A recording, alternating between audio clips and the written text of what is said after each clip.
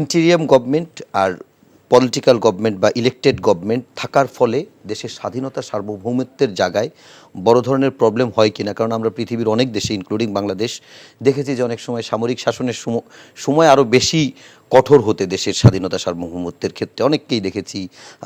আমি মেনশন করতে চাই না। আমি একটু আপনার কাছে জানতে চাই যে ফয়সাল ভাই যেটি বলছেন নিঃসন্দেহে গুরুত্ব পার্মানেন্ট একটা সলিউশনের জন্য দরকার, কিন্তু ইন্টেরিয়াম গভর্নমেন্টের সামনে আসলে চ্যালেঞ্জটা কি এটা সমাধান করার ক্ষেত্রে? আমার কাছে চ্যালেঞ্জ যেটা মনে হয় সেটা হচ্ছে তাদের সময় কম। এবং একটা কথা আমি আপনার সাথে একমত যে কখনো কখনো কিছু ব্যতিক্রম আছে, কিন্তু ব্যতিক্রম তো নিয়ম না। একটা নির্বাচিত সরকারের দুটো জায়গা থাকে, শক্তির জায়গা। জেনুইনলি নির্বাচন, একটা ম্যান্ডেট, মানে শেখ হাসিনা নির্বাচনের কথা বলছি না। জেনুইন নির্বাচন মানুষের ম্যান্ডেট। আপনি মানুষের ভোটে যখন আসেন আপনার কনফিডেন্স উইল বি ডিফারেন্ট। আপনি তখন সবার সাথে, দেশের বাইরে সরিয়ে রাখে ভেতরেও, আপনি যখন প্রশাসন, পুলিশ, ব্যবসায়ীদের সাথে ডিল করতে যাবেন, ও কিন্তু আপনাকে দেখে তার সামনে বসবে যে আপনি ম্যান্ডেট প্রাপ্ত মানুষ, আপনার সাথে ডিল কীভাবে করতে হবে তিনি বুঝবেন। আমরা গত বছর বা তার আগেও আওয়ামী লীগের অনেক নেতাদের সাথে টকশো করতাম, তাদের কাছে অফ রেকর্ড প্রচুর শুনেছি যে তাদেরকে পুলিশ বা আমলারা, ডিসিরা, একটা এমপির অবস্থান ডিসির চেয়ে কত উঁচুতে, কিন্তু তারা পাত্তা দেয় না। সরাসরি বলেছে, কারণ তারা নির্বাচিত ছিলেন না। সো নির্বাচিত সরকার বেটার ডিল করতে পারবে এবং আপনি স্বার্থের পক্ষে ডিল করবেন, which is very important. Sheikh Hasina deal করতো ভারত, চায়না, রাশিয়া সবার সাথে তার ব্যক্তিগত স্বার্থ। তিনি ক্ষমতায় থাকবেন, তার বিনিময়ে তুমি যা যা চাও আমি তোমাকে দিয়ে দেবো। সো এটা হলো একটা দিক। নাম্বার 2 হচ্ছে একটা নির্বাচিত সরকার লম্বা সময়ের জন্য থাকে, 5 বছর এখনকার নিয়ম হিসেবে।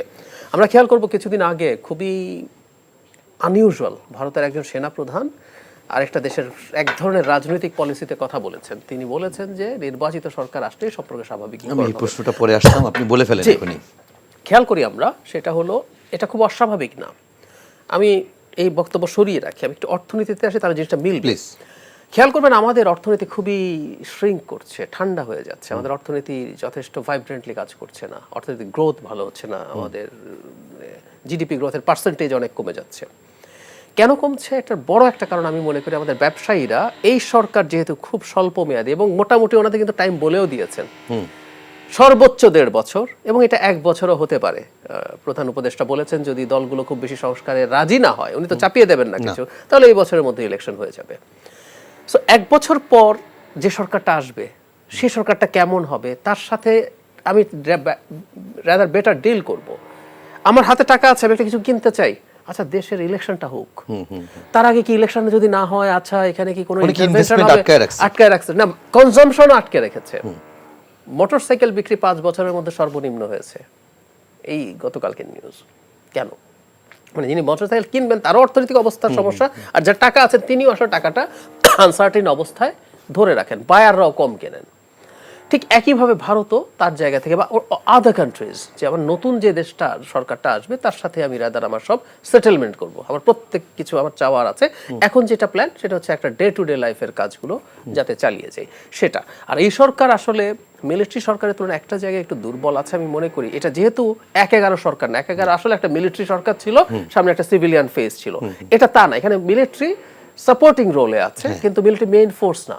এখন সরকার যাদেরকে নিয়ে কাজ করছেন, এক তো তার সরাসরি মানে তার সমর্থক মানুষ নেই, সরকারের সমর্থন দিচ্ছে কিন্তু তার পার্টির মেম্বার এবং কর্মী নেই।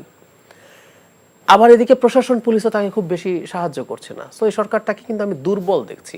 যখন কোনো সরকারকে কেউ বিদেশি শক্তিও দুর্বল দেখে, সে কিন্তু আপনার সাথে খুব বেশি আর ডিল করতে চাইবে না। কারণ এখানে চিফ হচ্ছে যিনি নোবেল বিজয়ী অর্থনীতিবিদ, আপনার শান্তিতে মানে নোবেল জয়ী অর্থনীতিবিদ ডক্টর মোহাম্মদ ইউনূস, বিশ্বব্যাপী তো তার একটা আলাদা গ্রহণযোগ্যতার জায়গা আছে।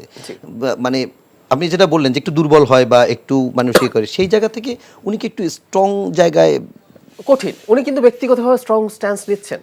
আমরা খেয়াল করবো ভারতের বিরুদ্ধে এই সরকার আসার পর একটা খুব বড় অর্জন, কি আমি প্রায় বলি যে আমরা দীর্ঘদিন যে আমরা দ্বিতীয় স্বাধীনতা বলি, কেন? আমরা হাসিনাকে দিয়ে পরাধীন ছিলাম, আমরা ভারতের কাছেও পরাধীন ছিলাম, আমাদের ফরেন পলিসি বলে কিছু ছিল না। সো আমরা শেখ হাসিনাকে মানে বিদায় করার সাথে সাথে ভারতকেও বিদায় করে আমরা স্বাধীন হয়েছি, বোধটা আছে।